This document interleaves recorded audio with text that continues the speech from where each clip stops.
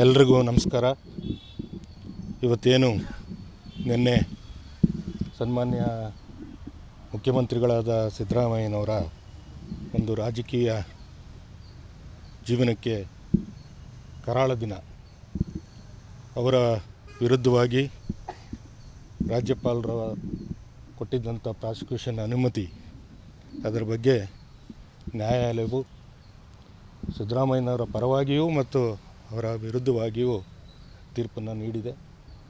ಇದು ನಿಮಗೆಲ್ಲ ಗೊತ್ತಿದೆ. BJP ಮತ್ತು JDS ಪಕ್ಷಗಳು ಒಟ್ಟಿಗೆ ಸೇರಿಕೊಂಡು ಅವರನ್ನು ರಾಜಕೀಯವಾಗಿ ಮುಗಿಸ್ಬೇಕು ಅನ್ನೋ ಹುನ್ನಾರದಿಂದ ಈ ಷಡ್ಯಂತ್ರವನ್ನು ರೂಪಿಸಿ ಅದನ್ನು ನ್ಯಾಯಾಲಯದ ಮಟ್ಟಕ್ಕೆ ತಗೊಂಡೋಗಿ ಇಷ್ಟೊಂದು ಅವರಿಗೆ ತೊಂದರೆ ಕೊಡ್ತಾಯಿದ್ದಾರೆ. ಆದರೂ ನಾವು ಇದನ್ನು ಮೌನ ಪ್ರತಿಭಟನೆ, ಕಪ್ಪು ಬಟ್ಟೆಯನ್ನು ಧರಿಸಿ ಇವತ್ತು ರಾಜ್ಯಾದ್ಯಂತ ಕರ್ನಾಟಕ ಶೋಷಿತ ಸಮುದಾಯಗಳ ಮಹಾ ಒಕ್ಕೂಟದ ಕರೆಯ ಮೇರೆಗೆ ರಾಜ್ಯಾದ್ಯಂತ ಎಲ್ಲ ಜಿಲ್ಲಾ ಕೇಂದ್ರಗಳಲ್ಲೂ ಕಪ್ಪು ಪಟ್ಟಿಯನ್ನು ಧರಿಸಿ ಇದರ ವಿರುದ್ಧವಾಗಿ ಮೌನ ಪ್ರತಿಭಟನೆಯನ್ನು ಹಮ್ಮಿಕೊಂಡಿದ್ದೇವೆ. ಅದೇ ರೀತಿ ಇವತ್ತು ಕಾಂಗ್ರೆಸ್ ಪಕ್ಷದ ವತಿಯಿಂದ ಹಾಗೂ ಶೋಷಿತ ಸಮುದಾಯಗಳ ಒಕ್ಕೂಟದ ವತಿಯಿಂದ ಮಂಡ್ಯದಲ್ಲೂ ಸಹ ಮಹಾತ್ಮ ಗಾಂಧೀಜಿಯವರ ಪ್ರತಿಮೆಯ ಬಳಿ ಈ ಒಂದು ಕಪ್ಪು ಪಟ್ಟಿಯನ್ನು ಧರಿಸಿ ಮೌನ ಪ್ರತಿಭಟನೆಯನ್ನು ನಡೆಸ್ತಾ ಇದ್ದೇವೆ. ಈ ಹೋರಾಟ ಇಲ್ಲಿಗೆ ನಿಲ್ಲೋದಿಲ್ಲ. ಎಲ್ಲಿವರೆಗೆ ನಮಗೆ ನ್ಯಾಯ ಸಿಗುತ್ತೋ ಅಲ್ಲಿವರೆಗೂ ನಾವು ಈ ಹೋರಾಟವನ್ನು ಮುಂದುವರಿಸ್ಕೊಂಡು ಹೋಗ್ತಾ ಇದ್ದೇವೆ. ಇದು ಸಾಂಕೇತಿಕವಾಗಿ ನಡೆಸ್ತಾ ಇದ್ದೇವೆ. ಮುಂದೆ ನ್ಯಾಯಾಲಯದಲ್ಲಿ ನಮಗೆ ನ್ಯಾಯ ಸಿಗುತ್ತೆ ಅಂತ ಅನ್ನೋ ಒಂದು ಆಶಾಭಾವನೆಯನ್ನು ನಾವು ಹಮ್ಮಿಕೊಂಡಿದ್ದೇವೆ. ಆದರೆ ಈ BJP ಮತ್ತು JDS ಪಕ್ಷಗಳು ಮುಂದೆ ಬೇರೆ ಬೇರೆ ಏನೇನು ಹುನ್ನಾರಗಳನ್ನು ನಡೆಸ್ತಾರೋ ಅದಕ್ಕೆಲ್ಲ ಪ್ರತಿಯಾಗಿ ನಾವು ಉತ್ತರ ಕೊಡ್ತೇವೆ. ದೇವರು ನಮ್ಮ ಪಾಲ್ಗಿದ್ದಾರೆ, ನಾವು ಇದರಲ್ಲಿ ಜಯಗಳಿಸ್ತೀವಿ ಅಂತ ಈ ಮೂಲಕ ಹೇಳ್ತಾ ಈ ಮೌನ ಪ್ರತಿಭಟನೆಯನ್ನು ಇನ್ನೂ ಮುಂದುವರಿಸ್ತೇವೆ. ಇಲ್ಲ, ರಾಜೀನಾಮೆ ಕೊಡುವಂಥ ಒಂದು ಈ ಪ್ರೆಸ್ ನೋಟಲ್ಲಿ ಕೊಡ್ತಾ ಇದ್ದೇನೆ.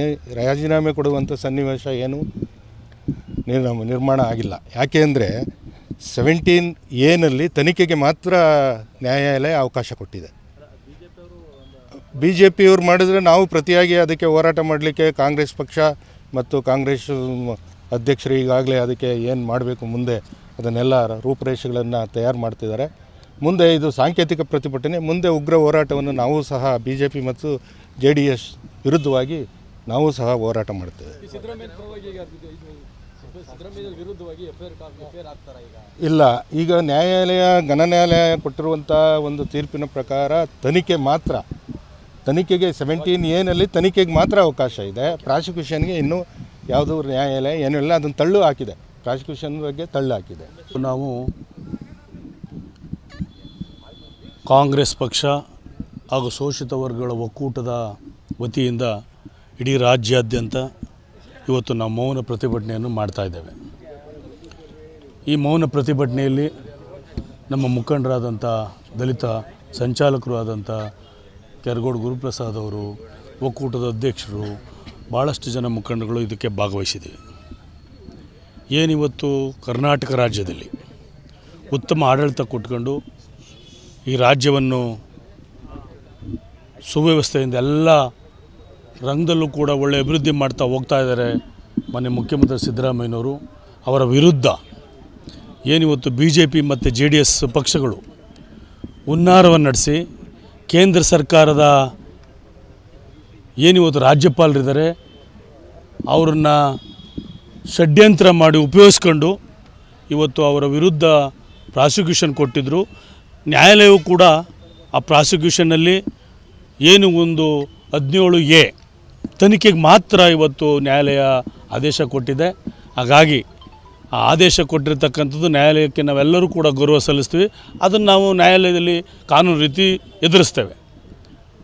ನಾವು ಏನಕ್ಕಪ್ಪ ಅಂದರೆ ಈ ಉದ್ದೇಶ, ನಾವು ಪ್ರತಿಭಟನೆ ಮಾಡ್ತಾ ಇರ್ತಕ್ಕಂಥ ಉದ್ದೇಶ ಏನಿವತ್ತು BJP ಮತ್ತು JDSನವರು ಇಬ್ಬರೂ ಸೇರಿಕೊಂಡು ಸುಳ್ಳು ಸುದ್ದಿಗಳನ್ನ ಕೊಟ್ಕೊಂಡು ಕಾಂಗ್ರೆಸ್ಸಿನ ಸರ್ಕಾರನ ಉರುಳಿಸಬೇಕು ಅಂತ ಈ ದೇಶದಲ್ಲೆಲ್ಲ ಬರೀ ಕಾಂಗ್ರೆಸ್ ಕರ್ನಾಟಕನೇ ಅಲ್ಲ, ಇಡೀ ರಾಷ್ಟ್ರದ ಯಾವ್ಯಾವ ಕಾಂಗ್ರೆಸ್ ಪಕ್ಷದ ಅಧಿಕಾರದಲ್ಲಿದೆ ಅಂದು ಎಲ್ಲ ಪಕ್ಷಗಳ ಎಲ್ಲ ರಾಜ್ಯಗಳಲ್ಲೂ ಕೂಡ ಈ ರೀತಿ ಮಾಡ್ತಾ ಇದ್ದಾರೆ.